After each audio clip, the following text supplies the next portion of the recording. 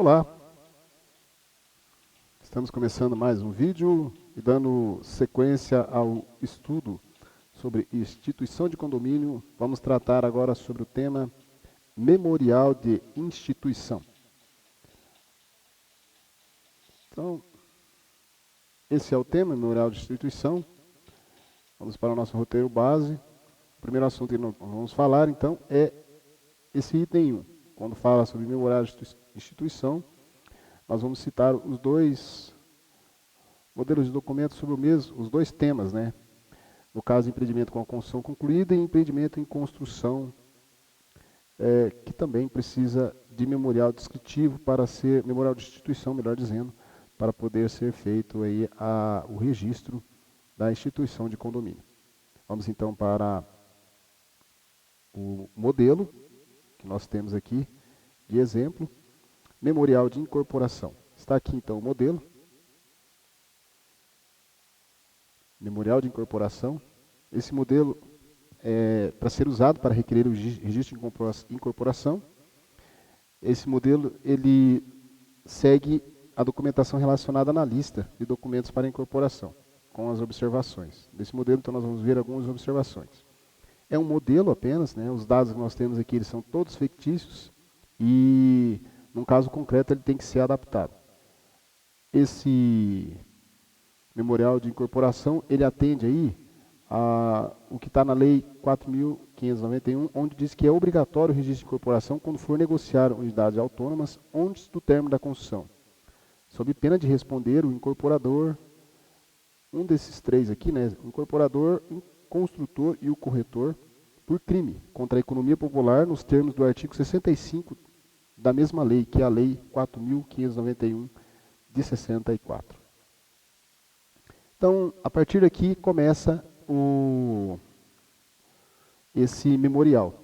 Então, começa lá, ir no senhor registrador do cartório de imóveis, registro de imóveis, no caso a comarca onde eu estou gravando esse vídeo é da comarca de Maringá, Paraná.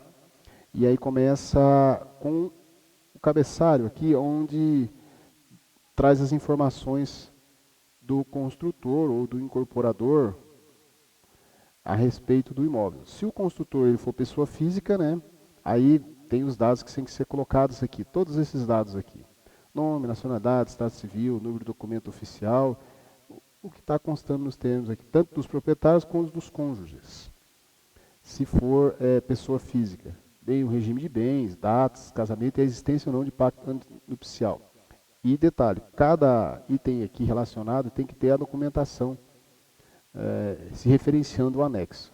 Deve ser instruído com cópia de CPF, RG, comprovante de residência, certidão de nascimento ou de casamento, e com o prazo máximo, no caso aqui da certidão, de 90 dias de expedidos casados.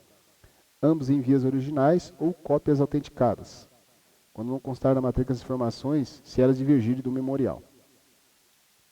Se apenas um dos cônjuges for o incorporador, somente o que for o incorporador vai assinar o requerimento. Mas tem que apresentar o instrumento de mandato ortogado pelo outro cônjuge, conforme os artigos 31.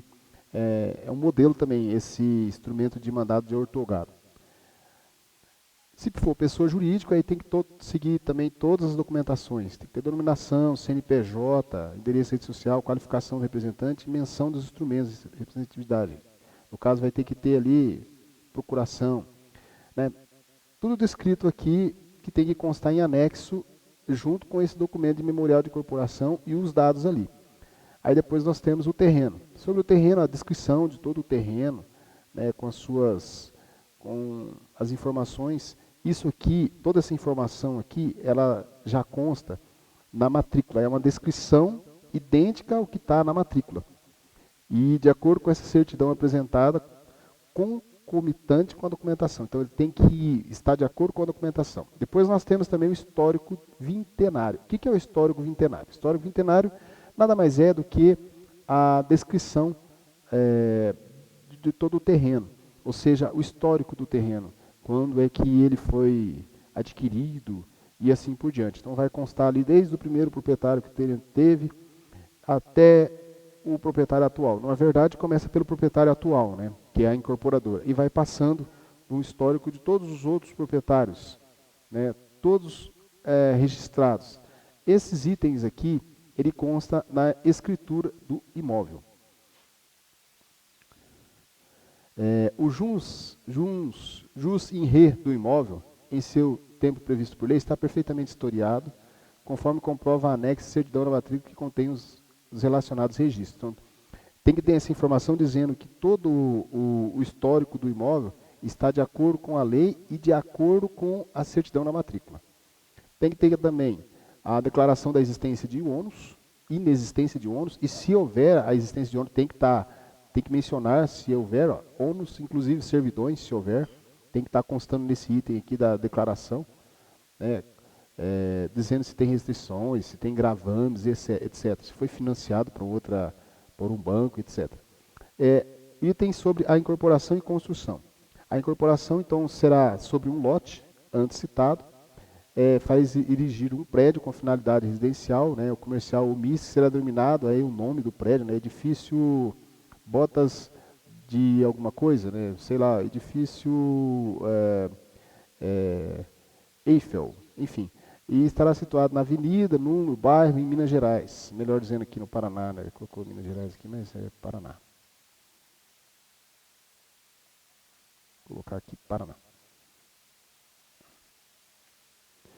Regime de incorporação como é que vai ser esse regime da incorporação. Aí tem que estar descrito ali, de acordo com os artigos 41 a 43 da Lei 4.591, como será o regime dessa incorporação.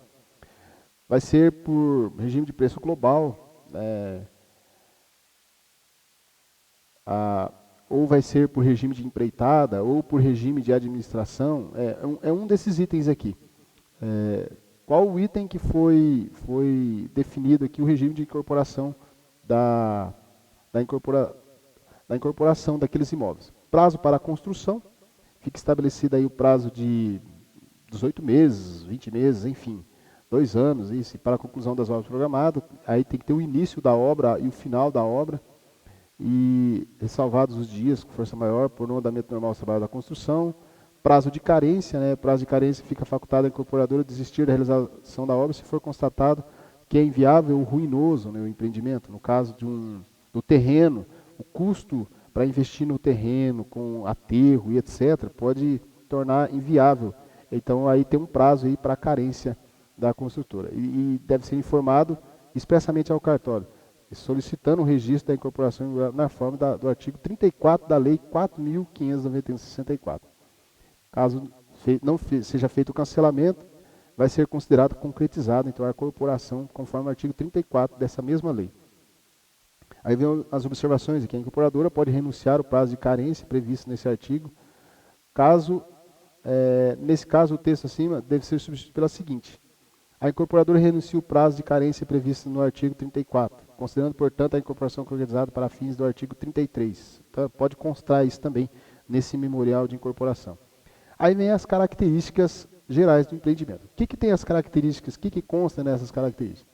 Será construído por um bloco arquitetônico, composto por ossos, pavimentos. Aí tem que ter a descrição aqui detalhada, né? Mais casa de máquina, reservatório. Tem que conter um total aí de 60 unidades autônomas, 30 vagas de garagem e assim por diante.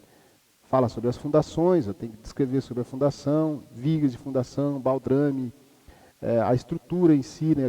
Tem que ter ali a descrição da estrutura, paredes, né, a descrição da parede, a descrição da cobertura, da fachada, né, o andar térreo, tem que ter a descrição do andar térreo, tipo assim, tem que ter a descrição ali com alguns detalhes sobre os pavimentos, o que será de uso geral, né, uso comum, o que será de uso privativo, descrição da escada, descrição dos apartamentos hall ali, e assim por diante. Acima do 10º andar ou o 11º pavimento está localizado o compartimento para instalação de máquinas. Então tem que ter essa descrição aqui nas características gerais do empreendimento.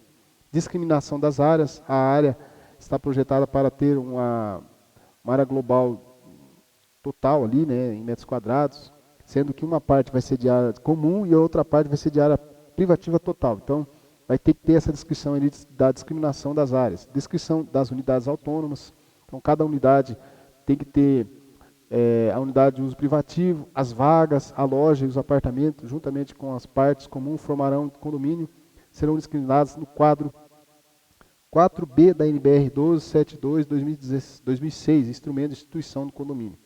Então, no quadro, que nós vamos estar comentando no outro vídeo, o que é esse quadro, o que deve constar, né, nesse quadro, segue a NBR 12.721/2006. E as demais especificações constantes do projeto arquitetônico aprovado e dos quadros, né, o quadro 12.721/2006 apresentado.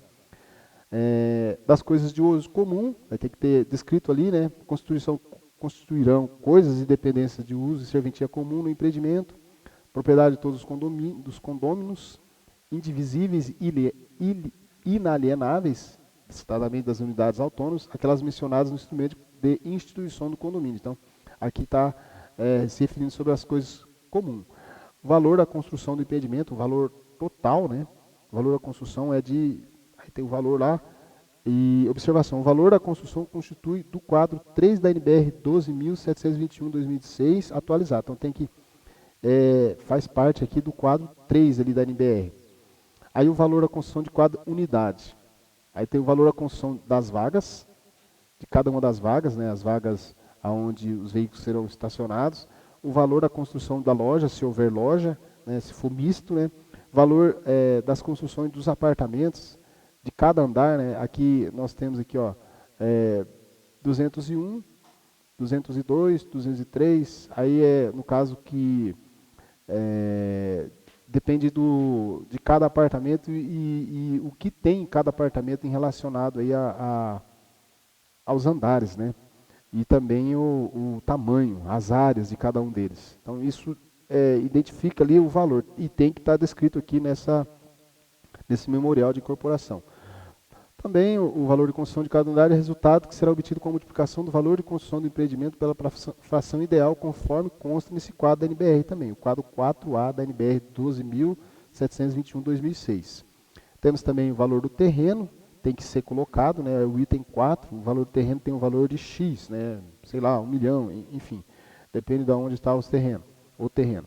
Valor da fração do terreno pertencente a cada uma das unidades, tem que ter a fração, né, valor pertencente a cada uma das unidades. Então, o valor do terreno foi distribuído entre as unidades de uso privativo, vagas, lojas e apartamentos, de acordo com o coeficiente de proporcionalidade de cada uma, como segue.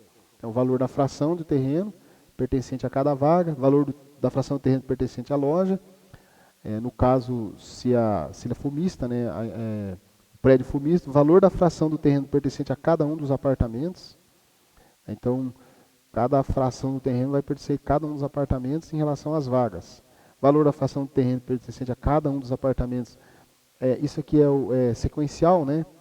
Apartamentos no andar 2, apartamentos no andar 3, apartamentos no andar 4, 5, 6, 7, 8, 9 e assim por diante. Valor correspondente a cada unidade, que aqui por que se diferencia? Aqui é só do primeiro andar, né? 201, 301, 401, 501 e assim por diante. Isso aqui é do primeiro andar. Aqui já é 202, aqui já é do segundo andar. Valor correspondente a cada unidade é o valor do terreno, o item 14, multiplicado pela fração ideal de cada unidade. E aí a documentação exigida por lei. Então, integra o presente memorial os documentos exigidos por lei. Aí você tem que colocar ali quais os documentos ali exigidos por lei.